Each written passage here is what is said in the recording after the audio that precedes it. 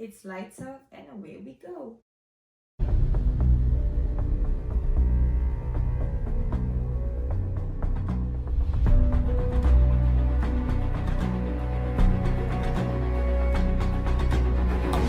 To the sounds of the silence that allows for my mind to run around with my ear up to the ground. I'm searching to behold the stories that I told when my back is to the world that was smiling when I turned. Tell me you're the greatest, but once you turn, they hate us. Oh, the misery. Everybody wants to be my enemy.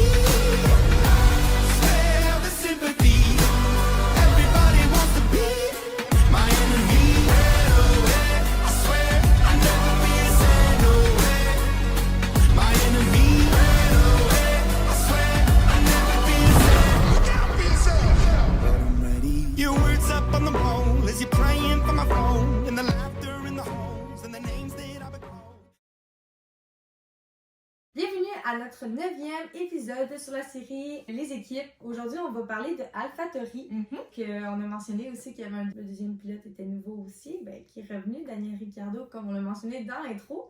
Mais avant ça, le deuxième pilote d'AlphaTauri, c'était Nick De Vries. Puis il y avait Yuki, évidemment, comme premier pilote. Puis Yuki, dans le fond, son numéro, c'est 22. Ouais. Puis Daniel, il a gardé son numéro 3. Évidemment, tu changes pas son numéro. GR3, c'est quand même la légende. Oui, ouais, non, il a gardé son numéro. Dans le fond, Daniel, on sait pas c'est qui son ingénieur de course. Est-ce qu'il va garder Pierre Hamelin qui était avec Nick De Vries au départ? Est-ce qu'il va changer? On sait pas encore. On n'a pas entendu parler. Mais c'est ça, c'est comme, il y avait tellement d'actions au dernier Grand Prix qu'ils n'ont pas pris le temps de genre être comme, on va mettre le nom. Mais Yuki garde le même qui était Mathias Pini. Fait que ça, il n'y a pas de changement pour Yuki, il garde le même, ça n'a aucun impact sur Yuki, cette situation-là. Autre qu'il y a un nouveau coéquipier. Ouais, that's it. Fait que leur troisième pilote, c'est toujours Liam Lawson. Ça aussi, il n'y a pas eu de changement au niveau de leur troisième pilote. Daniel a juste pris la place de Nick et Nick est parti. Fait que ça touchait pas le troisième pilote. Puis leur team principal, Fred Toast, qui est là depuis très très longtemps. Puis qui semble vouloir rester, que c'est lui qui a demandé à ce que Daniel vienne dans son équipe. Donc on va voir ce que ça va donner pour le restant de la saison. Mais pour l'instant, c'est lui le team principal.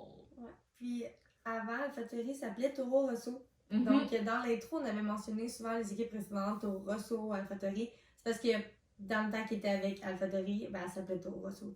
C'est quand même important à savoir parce qu'on le mentionne souvent dans nos vidéos. Oui, exactement. C'était leur ancien nom. Qui était un nom que moi j'appréciais énormément. Je trouvais que ça fitait bien avec l'équipe, les couleurs et tout. AlphaTauri, c'est bien aussi. Là. De toute façon, ils ont annoncé qu'ils allaient changer un petit peu tout dans l'équipe. Fait qu'on va voir s'ils vont garder le même nom ou s'ils vont revenir à Toro Rosso. Surprise! Mais moi, c'était un nom que j'aimais vraiment beaucoup, Toro Rosso. Je sais pas, ça sonnait bien sur la langue.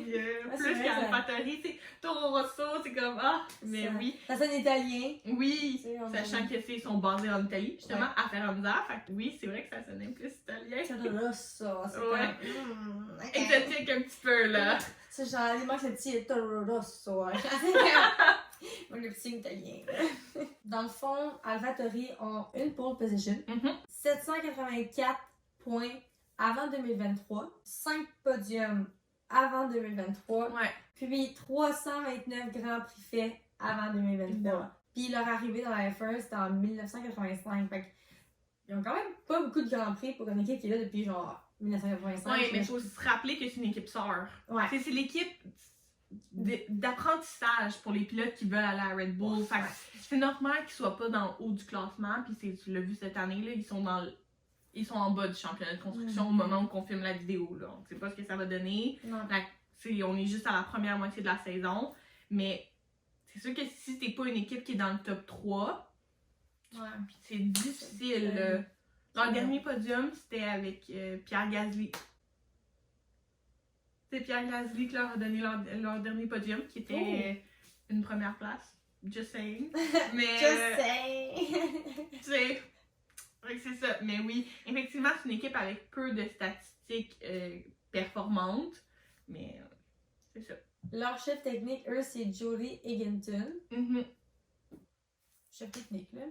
Rien à dire d'autre. On se rappelle c'est quoi un chef technique. Leur voiture actuelle, leur châssis, eux, c'est le AT04. Fait que AT pour AlphaTauri, on s'entend. En tout cas, c'est ce qu'on pense. C'est ce qu'on se doute, hein, parce que c'est ce qui est dans la logique des choses. Puis leur unité de puissance, pour l'instant, Honda. Comme Red Bull. Hein, Exactement. Évidemment. Puis est-ce qu'ils vont suivre Red Bull avec leur changement de puissance en 2026? Bonne question. Bonne question, je me le demande aussi. Parce qu'ils veulent devenir indépendants, là. Ils veulent un petit peu se distancer de Red Bull, c'est vrai. C'est être moins une équipe sœur, puis vraiment être plus performant, mais ouais. Puis eux, leur statistique du tour le plus rapide, depuis 1985, avant 2023 évidemment. Ouais. La saison est beaucoup trop jeune encore pour qu'on mette ces statistiques-là, et 0 championnat de construction. Ouais. Donc, c'est pas mal ça. On va aller dans le côté histoire. Ça va être intéressant pour eux, ouais. Ouais. Comme j'ai dit, 1985, ouais. Ils sont arrivés.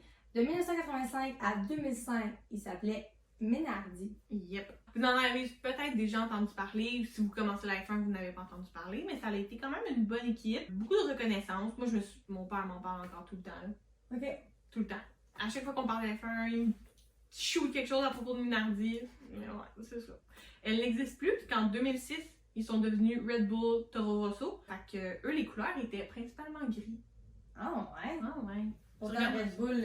Mais oui, mais le même logo, tout, juste Red Bull Toro Rosso. Okay. Puis 2007, c'est un mauvais départ parce qu'ils voient 13 abandons dans les 10 premières courses. Fait que calcule ça, t'as 10 courses ou qu'il y en avait juste, tu sais... 10 courses que t'as 2, fait que tu supposé d'avoir genre 20, puis comme il y a 13 abandons là-dedans. C'est pas beaucoup, là, t'as juste 7 fois un pilote qui a réussi à faire la course au complet. Ouais. Pas très bon. 2008 arrive, après un départ hésitant, Vettel remporte la première pole de l'équipe et la victoire du Grand Prix de l'Italie. Oui. 2010, première saison en tant que vrai constructeur. Ouais. Indépendant de l'équipe sœur de Red Bull. Ouais. 2014, il passe de la puissance Ferrari à la puissance Renault. Ouais, puis on sait ce que ça a donné. Pour Red Bull, ça a donné la même chose pour Toro Rosso. 2018, une année de transition alors que l'équipe passe au moteur Honda, qui préparant le terrain pour que Red Bull fasse la même affaire en 2019. Mais c'est ça, c'était vraiment pour venir tester le moteur Honda, voir exactement. Je trouve ça un peu triste parce que tu favorises une équipe aux dépens de l'autre. Ouais, vraiment. Parce que ton équipe a faire de tests à savoir, ok, mais quel design qui fonctionne mieux du moteur, je trouve ça un petit peu triste, mais bon, ils ont la chance de pouvoir faire ça en même temps, c'est vraiment le fun aussi pour Red Bull, tu sais. Ouais, ils ont un copé là par contre. Là, ouais, ils ont un copé. 2019, ils profitent de leur campagne la plus réussie à ce jour, marquant 85 points et se classant 6e au classement. C'est vraiment bon. Ouais, l'échange de pilotes à la mi-saison voit Pierre Gasly revenir de Red Bull Racing. Ouais. Puis il répond à sa rétrogradation avec un podium spectaculaire au Brésil. Mais c'est ça, dans le fond, en 2019, ça a fait l'échange de Pierre Gasly avec Alex Albon, qui était là à ce moment-là. Fait que Pierre a commencé la saison avec Red Bull, ça fonctionnait pas, donc ils l'ont juste switché avec Alex Albon à ce moment-là. Fait que ça, c'est aussi le fun de savoir que comme tu peux switcher... Ouais, l'équipe sœur est là pour ça. C'est ça. C'est triste en même temps pour le pilote qui le voit comme une rétrogradation, parce que tu passes de l'équipe à AB. C'est ça, tu passes de A à B. Ouais. Fait qu'en 2020, l'équipe est renommée AlphaTauri, mais c'est aussi une année exceptionnelle pour Pierre Gasly qui remporte son podium. En fait, il gagne la course à Monza, puis c'était un podium vraiment émotionnel pour lui. C'est l'année suivante le décès d'Antoine, un de ses bons amis qui est décédé en F2, qu'on va parler aussi dans une autre vidéo. Ouais. Fait que c'était vraiment émotionnel pour lui, il a dédié sa course à Antoine. Puis c'était vraiment juste, gagner à Monza, c'est un des plus beaux podiums, fait que c'était juste extraordinaire à voir. Puis ça remettait aussi à Pierre comme, je suis bon, je suis capable. J'ai ma place. J'ai ma place, c'est pas parce que j'ai été rétrogradée de Red Bull. Puis c'est ça, lui s'est fait une mission à ce moment-là, je vais prouver que j'ai ma place dans les équipes top. Puis c'est ça qu'il a fait. En 2021, Pierre Gasly décroche un podium à Azerbaïdjan, qui est une des courses aussi, puis marque des points dans presque toutes les courses qu'il termine, ce qui est vraiment extraordinaire. Puis je pense que c'était aussi sa revanche un petit peu pour avoir été rétrogradé. Dire comme, tu vois, j'ai le talent, j'ai les capacités pour Exactement. Puis c'est en 2022 que Pierre Gasly remporte le meilleur résultat de la saison avec une 5e place à Bakou, mais qui quitte l'équipe à la fin de l'année, brisant le cœur de Yuki Tsunoda, on va se le dire. Il était cute, c'est une belle petite relation. Fait que c'est pas mal ça pour l'histoire d'AlphaTauri. C'est l'équipe sœur, là, fait que à chaque fois qu'on va dire quelque chose, c'est comme ah, ben, c'est l'équipe sœur, c'est tout ce qui arrive, c'est à cause de Red Bull, whatever. Donc c'est pas mal ça. J'espère que vous avez aimé la vidéo, puis en apprendre davantage sur cette équipe-là aussi. Il en reste juste une. De cette série-là. Après, on commence autre chose. Donc, on se voit la semaine prochaine pour la dernière vidéo de cette série des équipes.